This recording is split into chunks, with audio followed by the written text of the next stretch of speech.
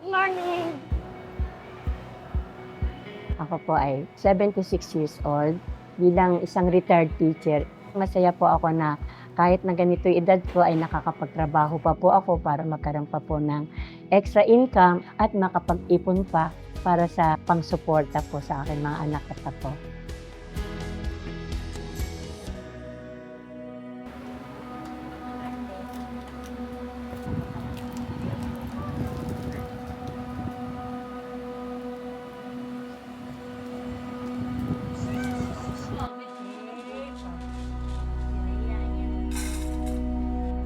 Sa kasalukuyan po ako'y nag-iisa sa bahay ko, kasama ko yung pusa ko.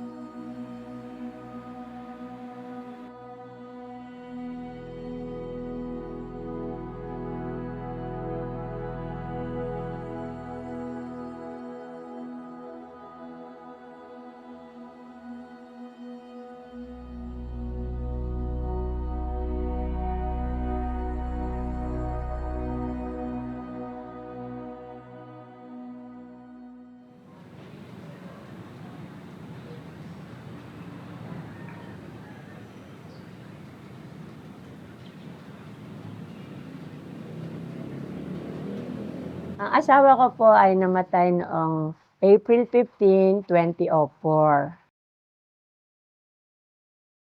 4 na po ang anak namin. Ang pangarap po namin sa aming mga anak ay mapagtapos sila ng pag-aaral. Ako po ay nag-apply ng pagiging guro sa Rizal High School.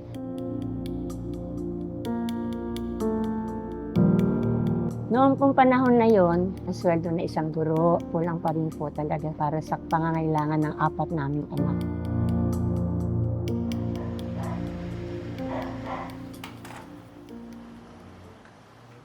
Umuupa pa po kami ng bahay, tapos siyempre yung pagkain po namin, kaya ang pinagkakasya lang po namin yung para sa aming mga anak. Trabaho ko po nung panahon na yon, bukod sa pagtuturo, nag-tutor po ako, tsaka nagtitinda rin po ako ng mga t-shirt, tsaka kung ano-ano pang pwedeng itinda po para madagdagan ng income. Lalo po ako nagsikap na maging malusog, maging malakas para po wag ako magkasakit, kasi ako na lang ang magtataguyod sa kanila. Habang lumalaki po ang aming mga anak, lagi namin sinasabi na kayo ay magsikap para kayo ay magtagumpay, makapagtapos kayo. Nung bata pa po sila, naging po sila, mang-aawit. Ako nga po yung naging pangulo ng Buklod at Ilaw ng Kaligtasan. Napakahalaga po na maisalin namin sa aking anak ang pananampalataya sa Diyos para maging maganda ang kanilang kinabukasan.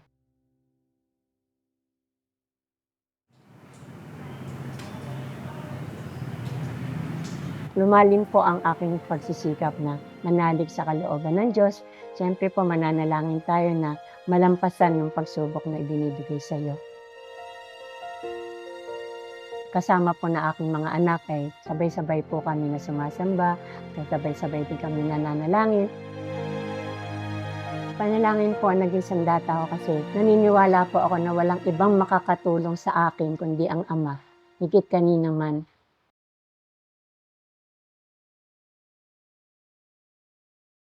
Tularan natin ang mga unang lingkod ng Diyos. Nangyarian niya ito para kami magtiwala sa Panginoong Diyos.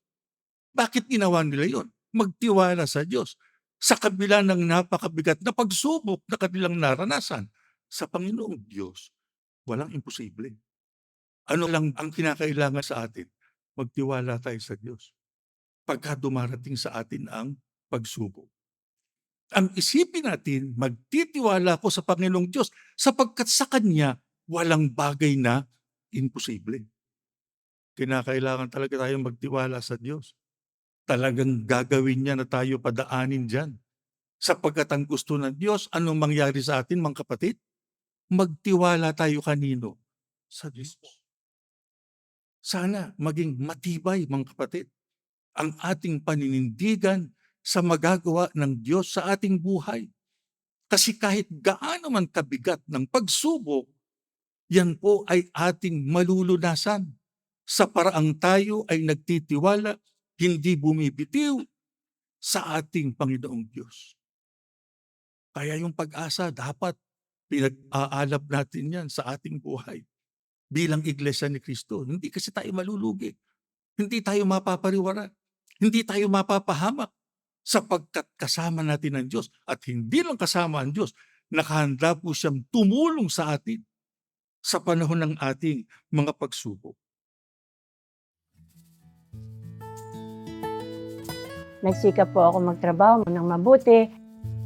Bukod sa akin, tinutulungan po ako ng aking nanay. Nagpo-provide din ng pangangailangan, tumutulong sa amin. Sa awa po ng Ama, nakaraos po na makapagtapos sa mga anak ko sa high school at meron pa po silang tinatanggap na karangalan.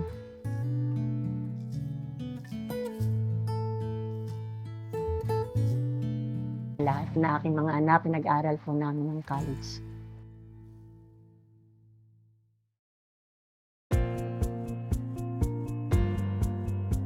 Nagpapasalamat po ako sa Diyos na sa awa niya ay nakaraos kami na makapagpatapos po ng mga pag-aaral na aking mga anak mula po sa panganay hanggang sa bunso.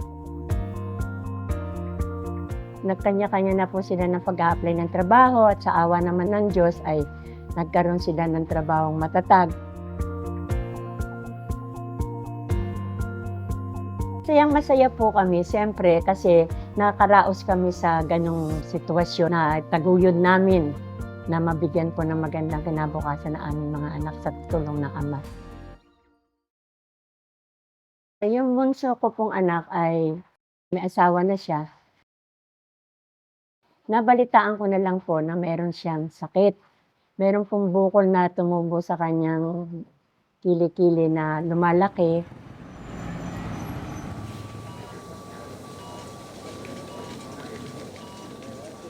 Pina-opera po namin. Ngayon, nung inopera po, ang sabi ng doktor ay kumalat ang cancer cell. Kaya po, naging malignant na po ang kanyang cancer, stage 4.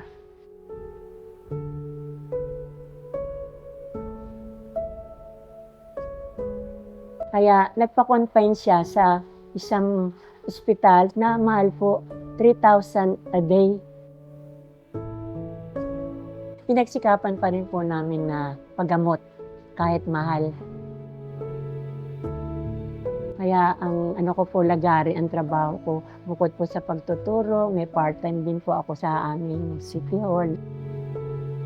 Tapos pupunta pa po ako sa college para mag-part-time. Kaya yung pong naiipon ko doon, kulang pa rin po.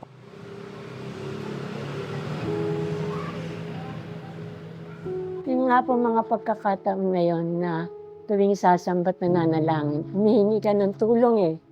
Siya na lang ang pag-asa mo eh.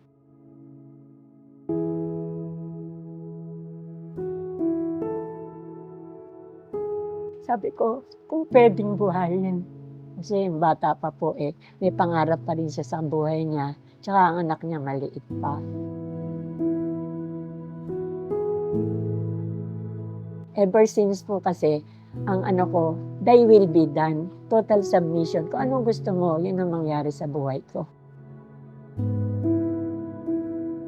Abot-abot po ang aking panalangin na pagkalooban ako ng pananampalataya, pag-asa, pagtitiwala, para po madampasan ko at maging malakas ang loob ko pag akong manghina.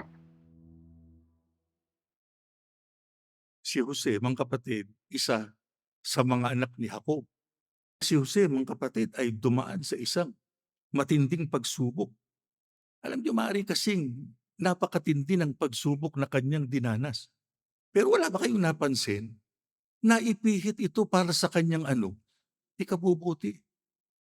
Palibhasa, tao siya ng Diyos at hindi siya nawalan ng pagtitiwala sa ating Panginoong Diyos.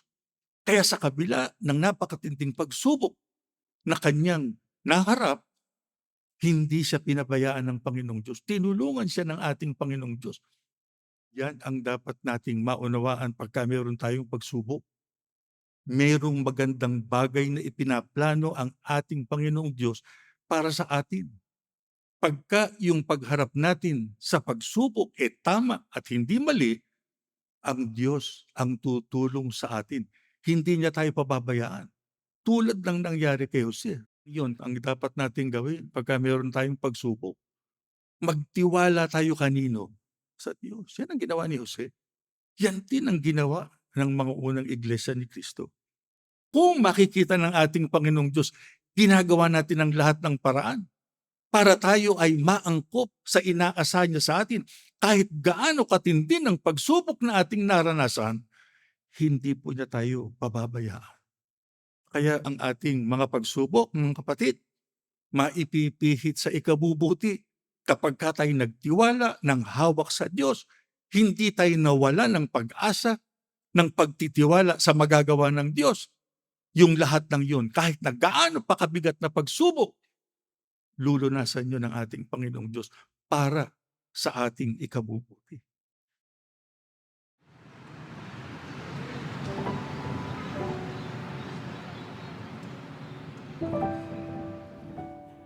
Noong pong Hulyo 6, 2011, namatay na po yung aking bunsong anak.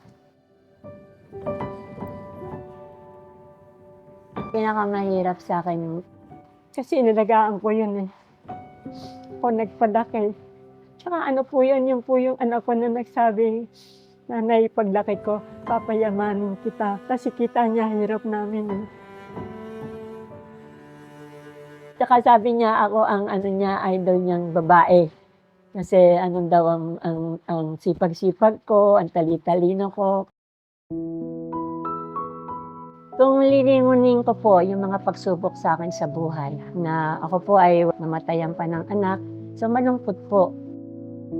Pagsubok po yun sa aming pananampalataya at pananalig po sa Diyos, na kung ano ang kalooban ng Diyos, tanggapin mo na maluwag sa dibdib at meron naman magandang plano ang Diyos para sa iyo. Yung pangako ko po sa Diyos, yung mga ganong pagsubok na dumating sa buhay ko, lalo pa ako magsisikap na maglingkod sa Diyos. Anong itinuturo sa atin ng Biblia? Anong inaasahan ng Diyos na ating gagawin pagka ang pagsubok ay napakatindi sa panahon natin? Patunayan natin sa Kanya. Tayo ay tunay na mga anak niya, tunay na mga lingkod niya. Sa makatwid, anuman ang ating masagupa, dapat tayo tunay na mga lingkod ng Diyos. Hindi tayo humihiwalay sa Kanya, hindi tayo bumibitiw sa Kanya. Lagi tayong umaasa, nagtitiwala sa magagawa ng ating Panginoong Diyos. Kaya mga kapatid, yung ating pagkaiglesia ni Kristo, pagtalagahan natin. Gawin natin kung anong hinahanap ng Diyos sa atin. Para sa panahon ng pagsubok, sa panahon ng mabibigat na suliranin, lagi nating maranasan. Hindi lamang ang pagtulong niya, kundi higit sa lahat, ang kanyang pagliligtas para sa atin. Mga kapatid, tandaan ninyo, pagdating ng araw ng paghuhukom, ang ating Panginoong Kristo ang magdadala sa atin saan? Sa kaligtasan. Pero hindi lang doon, kahit dito sa buhay na ito. Pagka tayo lumapit sa Kanya, humingi ng tulong sa Kanya. Kung papaanong ang ating Panginoong Diyos nagbibigay ng tulong sa mga lingkod niyang nangangailangan, ang ating Panginoong Kristo ganun din. Mahalin natin ang ating pagkaiglesia ni Kristo.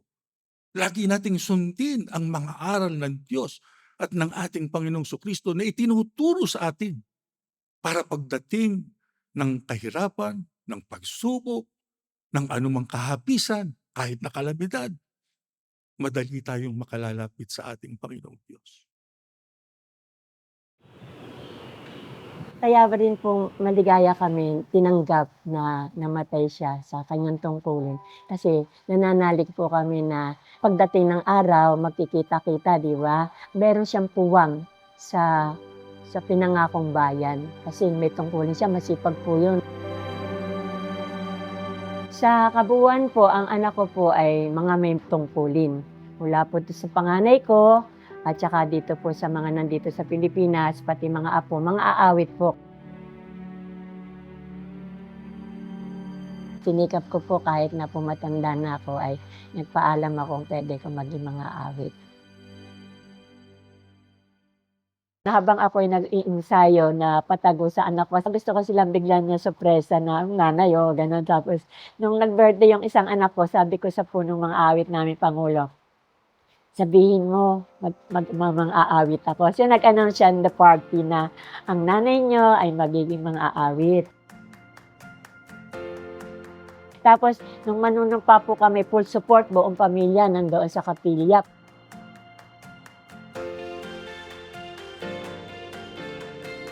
Yung pong, yung toga, naiyak ako kasi, binigyan nila ako ng toga. Sabi ko, naku, yung parang maganda. Sabi ko, maganda.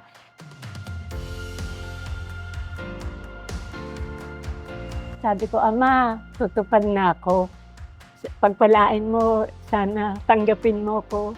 Tapos pag-upo, sana po maawitan ka namin. Huwag kaming magkulang, huwag kaming magkamali, mabigyan ka namin ng kasiyahan.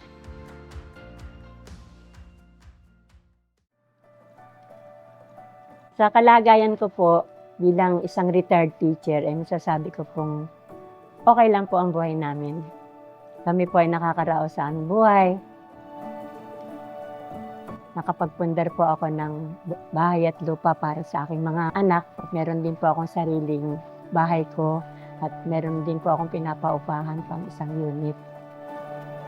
Buong puso po kami nagpapasalamat sa Ama na natupad po ang aming pangarap para sa aming mga anak. Hindi lang po sa buhay na ito, kundi pagiging mga may tungkulin po sa iglesia.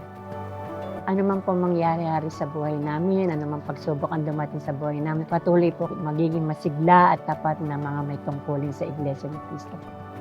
Makapagbigay po ng kasiyahan sa Ama at maging karapat-dapat po sa bayang banal na pinangako niya.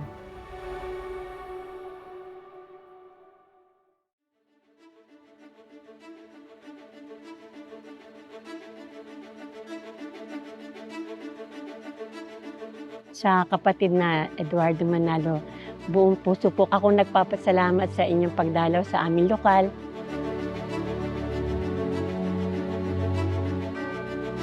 Tuwan-tuwa po ako kasi habang kayo po ay nagsasalita, tumitimo po sa aking puso ang katatagan ng pananampalataya sa Diyos na sa kabila ng madaming pagsubok ko sa buhay ay may tiwala po ako sa Diyos at nanalig ako na meron siyang magandang balak para sa akin at sa aking mga mahal sa buhay.